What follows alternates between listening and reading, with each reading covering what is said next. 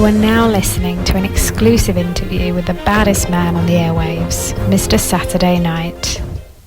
This is Bob. Hey, Bob, it's me, Mike. Thank you so much, and welcome as our celebrity guest star to the program. Appreciate you giving up a piece of your Valentine's Day just for us. You too, Mike. That's okay. All right, good man. Hey, listen, I know before we get started, maybe that the family's kind of spread out and about these days. Yep. Everyone's safe from the fires. Everyone good? Oh, yeah, everyone's settled down now. We did good. Okay, good man. So you started out maybe, God, I don't know, an hour south of here. The studios here are just north of Boston. You started out in Newport, Rhode Island. I don't know if you remember a couple places I'll mention that are still, well, at least one is still there. Bannister's Wharf, that ring a bell to you? Oh, yeah, of course. Okay. Bannister's Wharf was where it all began for us in high school, when we were in high school. I was reading, and I went to Dorian's, another place, to their website, and someone had left a comment. The article was something like, Dorian's wasn't without its share of controversy. One big one was the noise, and someone commented, how dare anyone call our Cowsills noise? I love it. That was the best. That's a good one. Hey, there are a lot of the friends of the program here that maybe have preceded you. Let's play a little game. So I spoke to a couple of the friends of the program, your work colleagues, if you will, on tour. And I'm going to read just a couple things that one or a few of them had said, and see if you can figure out who said it. Okay. Is that fair enough? Okay. Yep. I think you're going to get this one right off the top. Who said this? Bob is a great guy, a true pro, very witty. I love him. We're pals. He paid me a great compliment last year when he told me, had I been around in the 60s, we would have been friends. That meant a lot because you have to earn a spot in the Cowsill circle. When they don't know you, they're understandably guarded. Very nice. Let's see, very nice, but it's mostly a professional niceness. After 4 summers with them, I feel like we're more than professional niceness now. We're pals. Any idea who said that? I would say Troy from the Vogue. Oh, God, you nailed it. You're okay. He's such a good guy. I love him. Isn't he, though? He's the best. And we'll do, and by the way, Troy, maybe 3-4 weeks ago, we had him on the program, and he talked about. Very cool. He talked about coming off stage, and you guys would hold up cards rating them like 9.5, maybe a 10. So, and then who said this is going to be tough, but Bob is a great guy. All the Cowsills are great people. I've been on Happy Together with many of them many times. They have that great sibling harmony. Honestly, that could have been anyone, but I'll just tell you, it's Carl Giammarisi from the Buckingham said that. Oh, we love Carl. Yeah, he's a great guy. You have a correct me if I'm wrong, you have a Flower Power cruise coming up pretty soon, right? We do. Flower Power cruise is March 22nd through the 29th, and I'm sure it's sold out. It sells out every year. We love to do it. It's a different experience. It's a more intimate experience with your fans and the people that want to go to the shows and hear the music. So it becomes a much more bonding kind of thing. You're out there on the ocean for like 8 days, and everyone's bumping into everybody else, and it's a lot of fun. A lot of fun. So I'm guessing, that's not bad duty, so to speak, right? We are honored to do that cruise. You do a few shows in the 8 days. We have 3 shows and some meet and greets and Q&As. Yeah, and you're right. Other than that, there's so many bands from the 60s that are on the cruise. There's shows everywhere all the time. So we all share the joy of doing the shows without anyone really having to do too much of it themselves. And in that way, that's pretty cool, too. You have solo appearances, you have Flower Power and Happy Together tour dates. I watched again last night the documentary. I want to say it was, what was it on? It doesn't matter.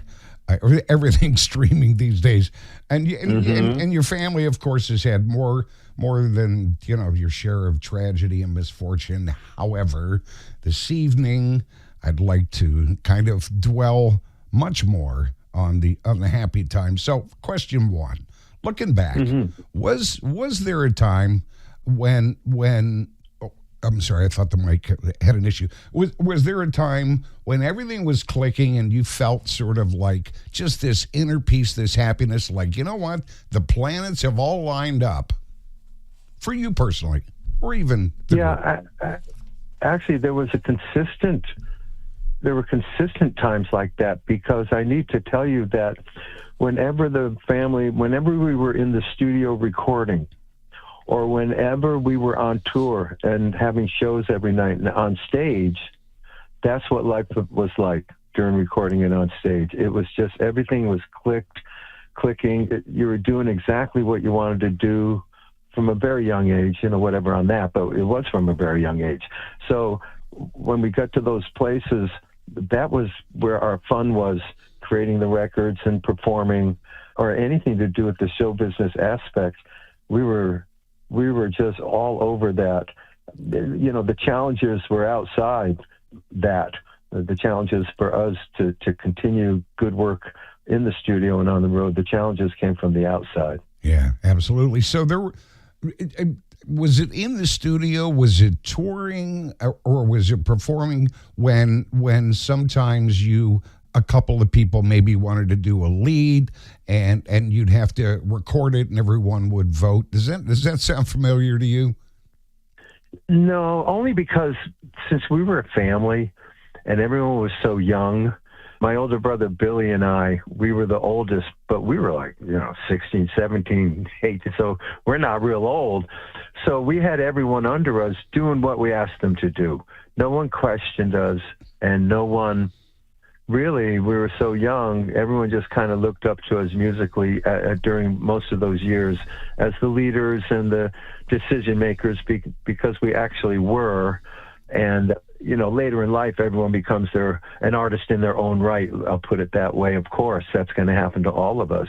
But during the heyday and during the fame part, the 5 or 6 years that we're really functioning, it was kind of run by Bill and I musically, and production, artistic, and whoever we were working with at the time, whatever producers.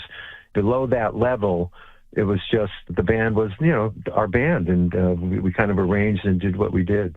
Yeah. How cool was it being, I don't know, what would you have been, somewhere between 15 and 17, and Mom joins the band? Well, that happened when I was 16. Yeah. And it's a great story. No one denies that. And no one denies also, by the way, that when Mom came in the band, it was 4 brothers who had been dropped from 2 labels and had 3 records out that didn't do anything. So our credibility is nothing, we're kids anyway. No one's listening to us. So, however, having said that, and we're going to have a million seller with Mom, the Rain in the Park and other things. Having said that, when you're 16, 17, 13 and 10, and they sit you down and they think, look, you guys, you've been dropped from 2 labels, you put out records, no one wants to buy them. Here's what you need to do. All you need to do is put your mother in the band. And, we're teenagers and young boys, and we're going, you'd think that's the solution to this thing. But because we're kind of obedient, we were raised to do what we were told. Oh, sure. Mom's in the band.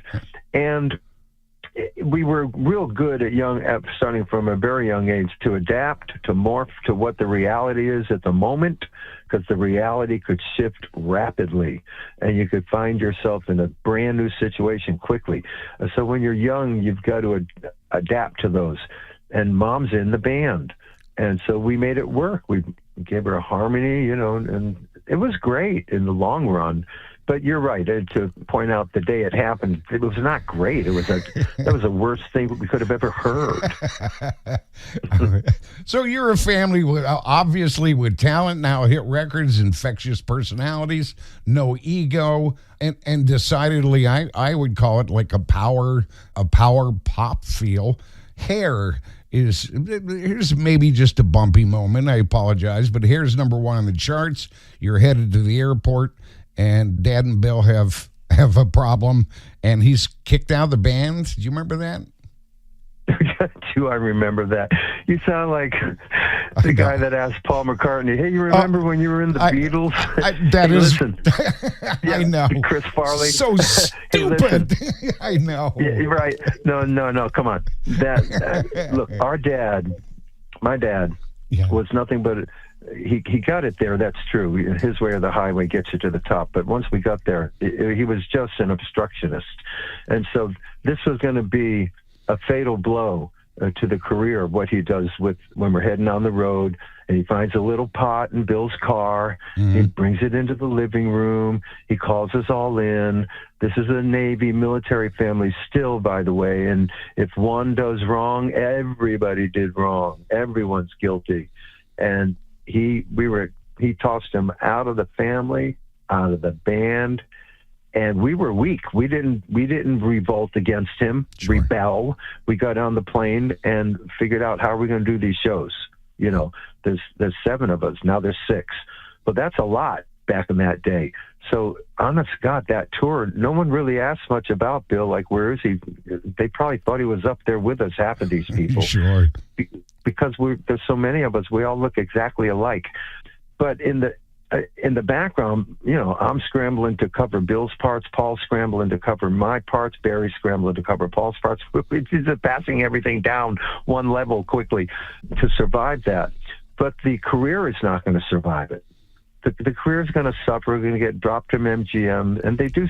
London Records signs us, and we do a couple of albums without Bill. But we're reinventing ourselves in the public. You can't do that. You know, they don't have the patience and didn't have the patience, and it was going to end. And yes, the culprit was Dad and what he did that day. Yeah. So before the rain, the park, and other things, and then immediately after, how profound was that to your career, to your family? I mean, that seems like the song that changed everything. Is that fair? Oh, it truly did. And it's not like, you know, like I said, we'd been at this for a while, since 65, 66, and now it's 67. And yeah, I know we're young, but that doesn't discount the experiences that you're having as being old experiences and valid. And we're going through labels and getting signed and dropped and trying this over and over again. With MGM saying yes to us, with Mom being in the band, that was our 3rd yes. You know, Joda Records, yes, they dropped us. Mercury Phillips, yes, they dropped us too. MGM, yes, well, they're going to drop us too. And so is everybody. Everybody gets dropped. But that was our 3rd yes. It was unique at the time. But I can see the song was so good. Artie Kornfeld left Mercury Phillips with us, you know, as a protest that we got dropped. And he and Steve Duboff wrote that song, took us in the studio, and taught us everything. You know, back then, we're just kids. We're being taught by Artie about harmony and making records. And there's Jimmy Wisner and a bunch of musicians in the studio with harps going on. And I'm going, okay, well, this is different. Mom's in the band, and look who's in the studio. It's not us with our guitars. It's Jimmy Wisner with 30 musicians, and he's got the Rain in the Park and other things going, and it's brilliant. And I'm 17.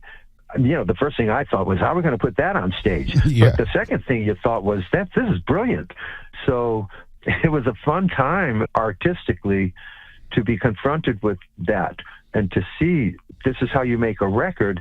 You know, when you get on the road, worry about putting it on stage later. You'll figure it out. And we did, of course. But it was overwhelming.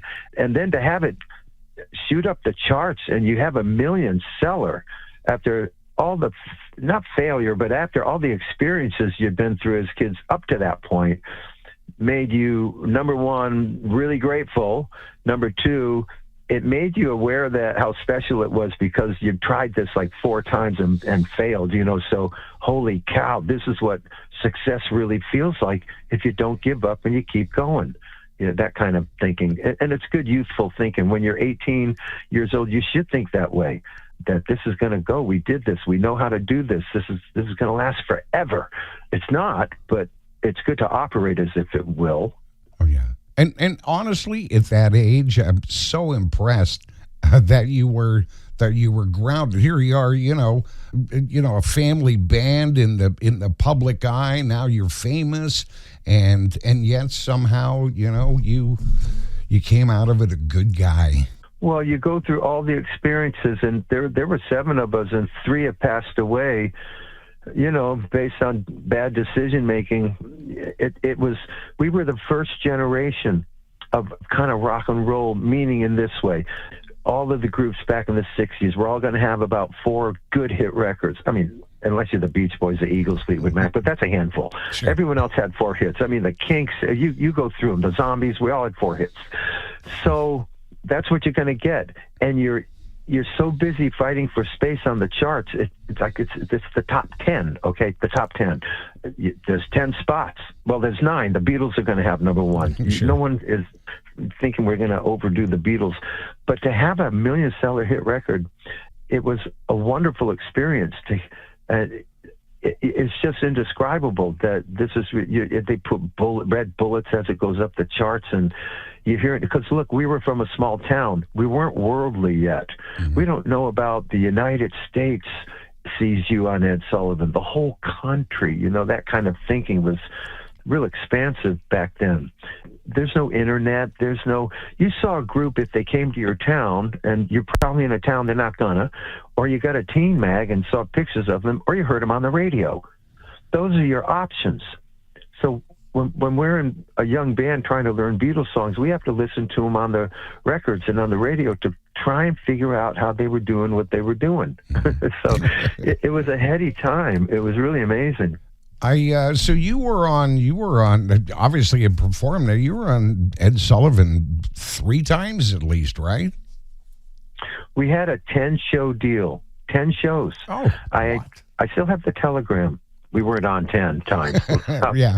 But we had a 10-show commitment from the Ed Sullivan folks. Ed loved us. Look, Mom, I will say this. Our mom, being in the band, got us on every television show available. And not everyone got on TV shows.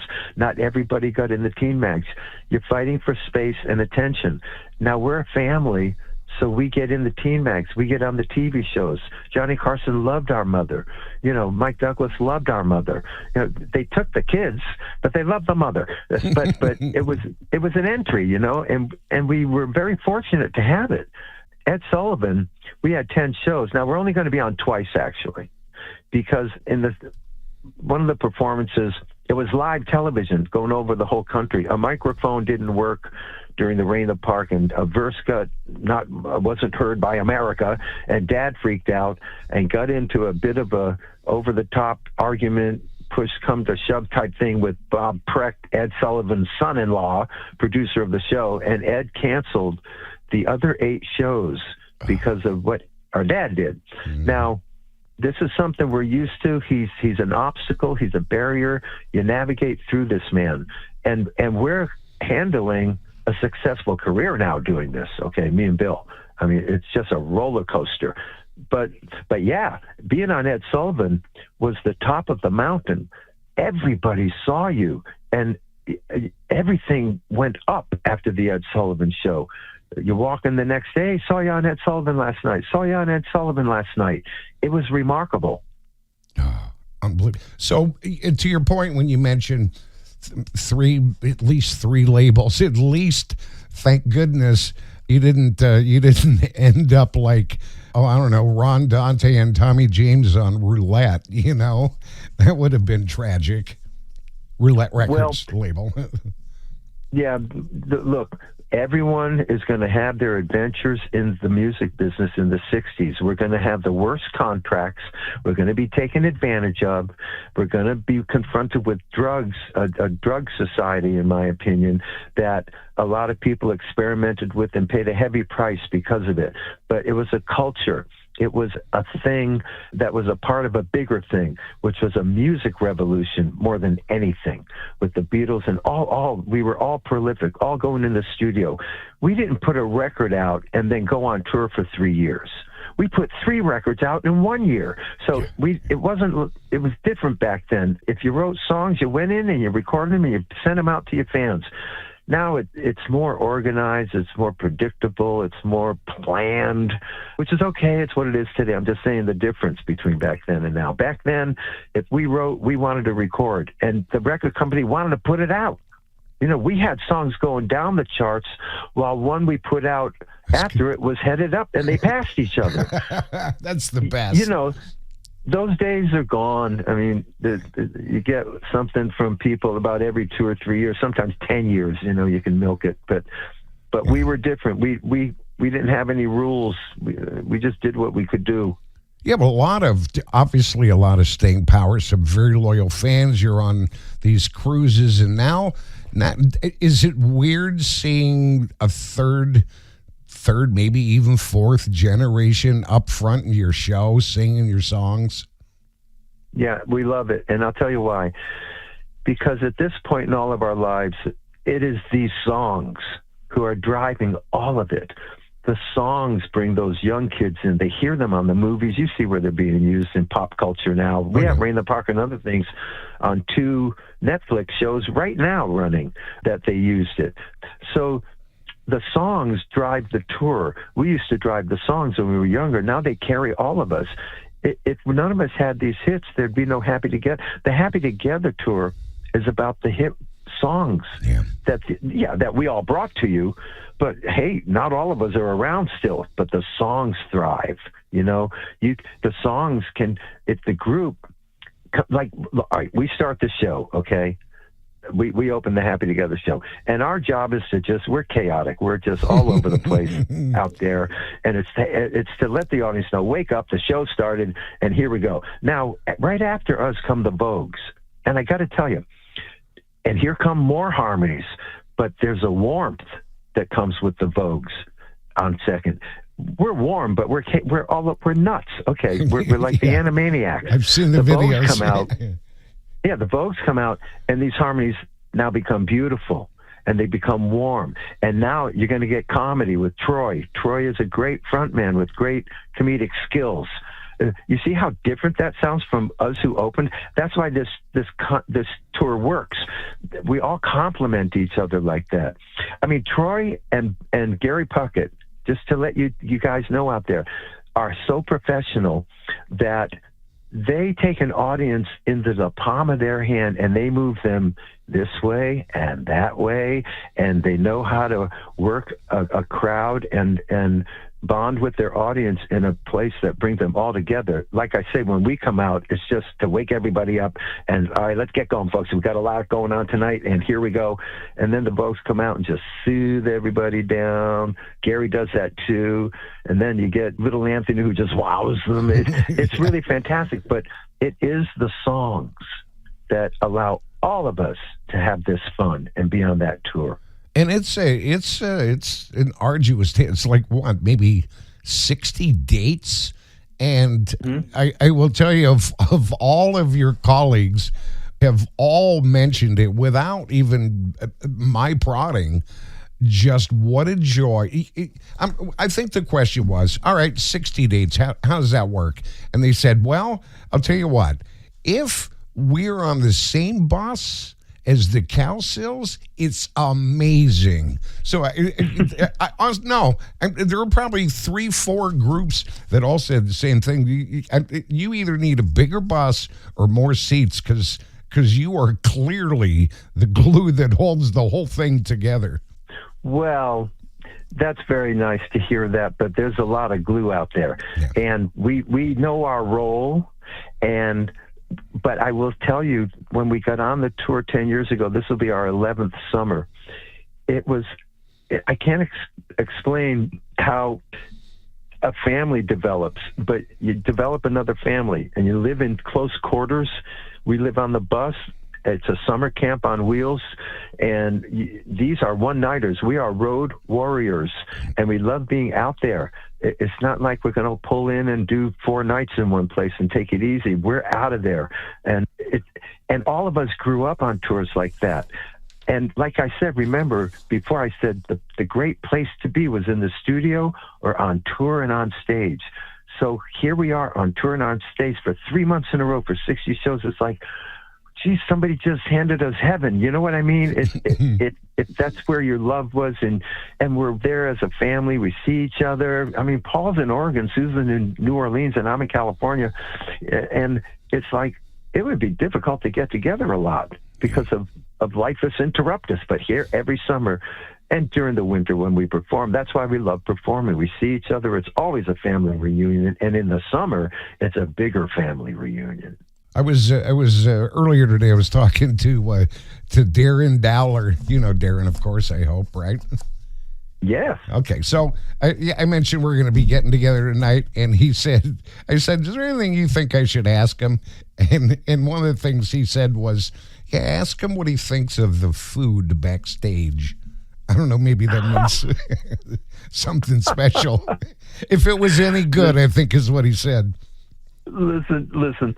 If you're out there, you know, and you have food standards, you better buy your own food. But they're very good. We love Darren, by the way. He is so talented.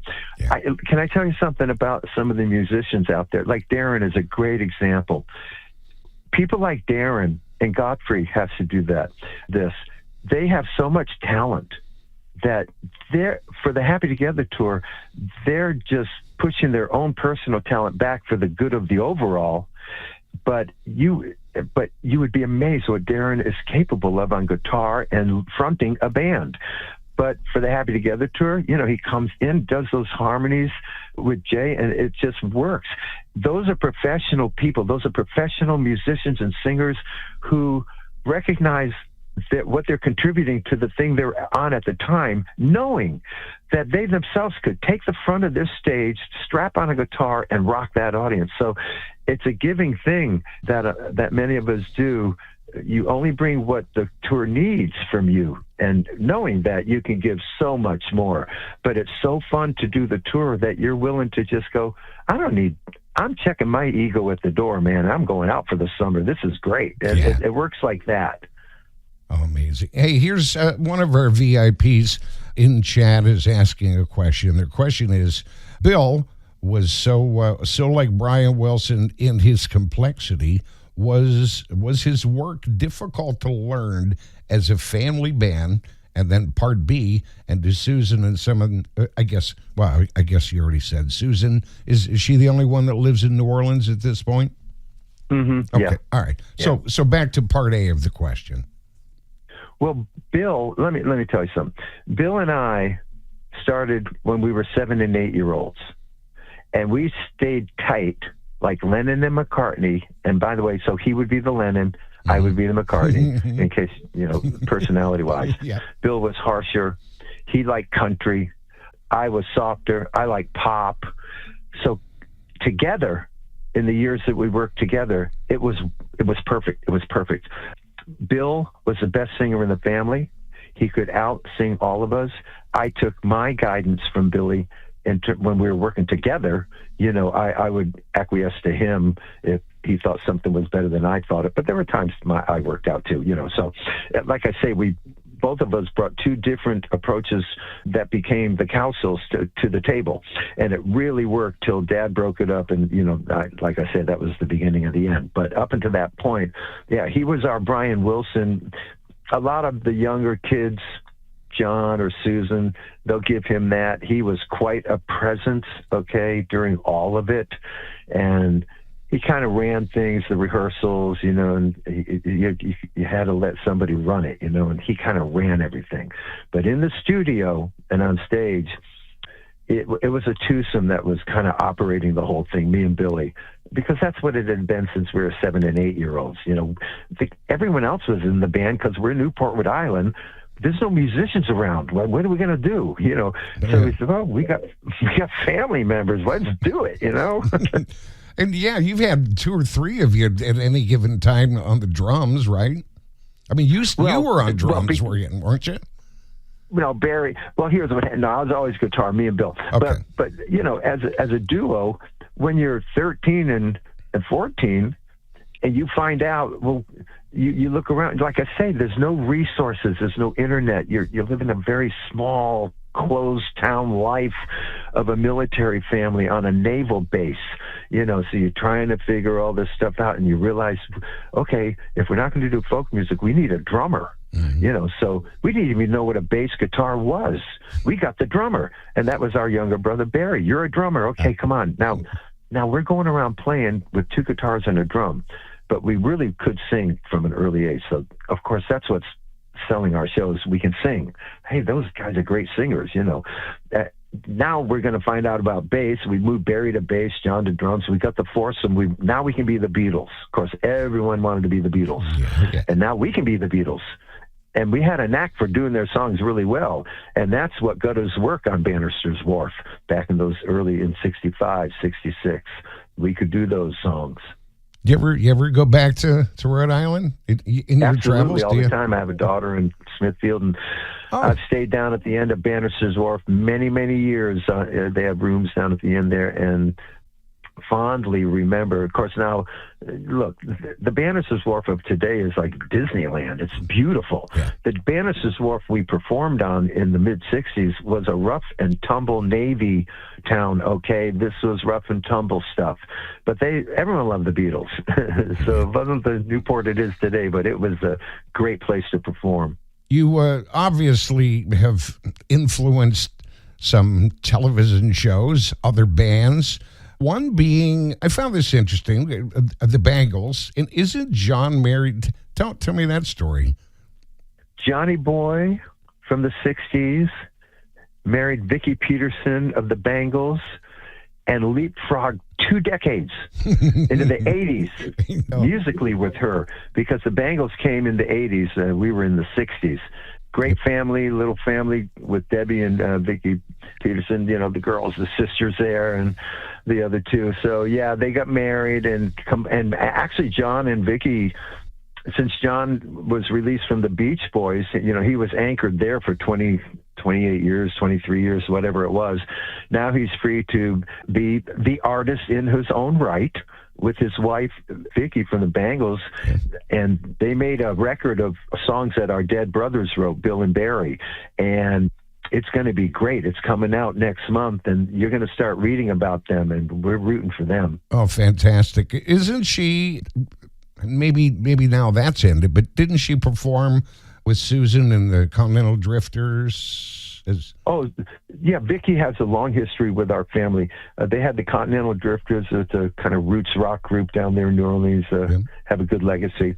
And then they had a duo, the Psycho Sisters, and they made an album as the Psycho Sisters, and it was pretty cool, But this one, what's going on with Johnny and Vicki, this is different.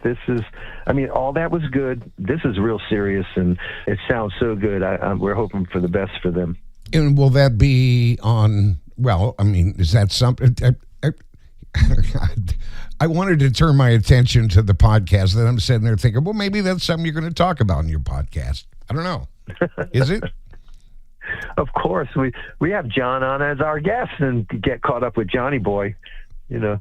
We've had a lot of people on our podcast. It's like a history library.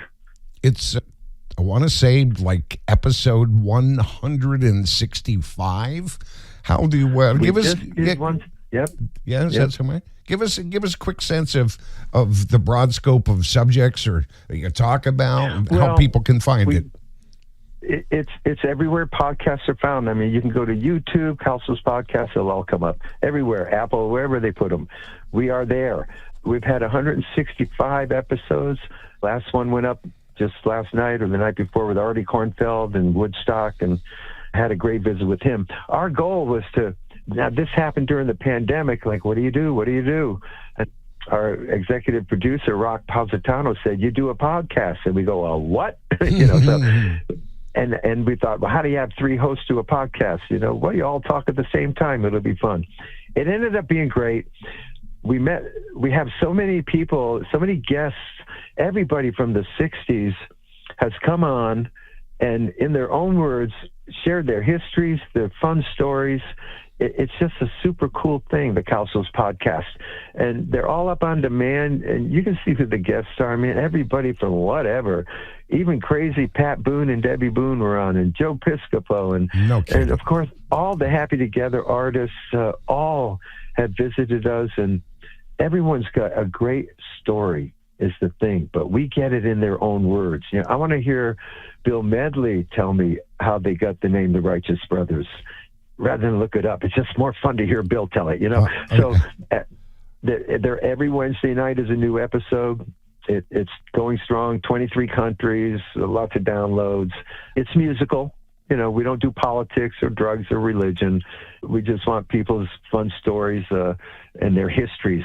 And now we have them. Is that something that you do spread out? Everyone spread out is just kind of a virtual collaboration online? Is that how that works? Yeah, well, we do on the summer. We do our podcast episodes from the road, from the tour bus. Perfect. In the winter, right, we're zooming in on our square. You know what it looks like. Yeah, I got a square. He's got a square, and the guest has a square. And so it keeps going. It's a lot of fun. Now, tell us about the website where you can follow you on tour dates, buy merch, find... you can go to Cowsill.com. Cowsill.com, at the Facebook, the Cowsills, you know, of course we have Facebook. And there's other groups out there with lots of members that you can join and keep tabs on us. The podcast also resulted in, we have a weekly radio show out of West Virginia. If you just download 97.9 The River in West Virginia, it's a radio show based on the podcast. So we'll have a guest, let's say it's Peter Noon, and we'll tell Peter Noon stories ourselves, and then we'll clip out of Peter Noon's podcast visit the most interesting stories and they all have really interesting nuggets that we can put in the radio show. We're there on Facebook and Cowsill.com, and you can find our itinerary and come see us. We do meet and greets after every show, because in the old day, you didn't do that. You just went home, and the fans and the groups never saw each other, really, and that's not the way it is now. It's very cool. I remember, maybe I made the mistake because I asked Troy. I said, "So, what do you do for an encore?" And he laughed and said, "You know what? There is no encore." He said, "When we play our last song, they go home. They gotta go to bed. They gotta take their pills, and that's it." So it is awesome. And I will tell you, I absolutely can't wait to connect with you, with Darren and everyone else. You're going to be back this way, and I think I'm going to catch both shows. June, I believe, is Lowell, Massachusetts, and then I want to say July is like Lynn, Massachusetts or something. So we'll make sure you reach out to us, okay? And we don't want to miss you. Oh, no kidding. I would absolutely. You have our contact info, yeah. I do.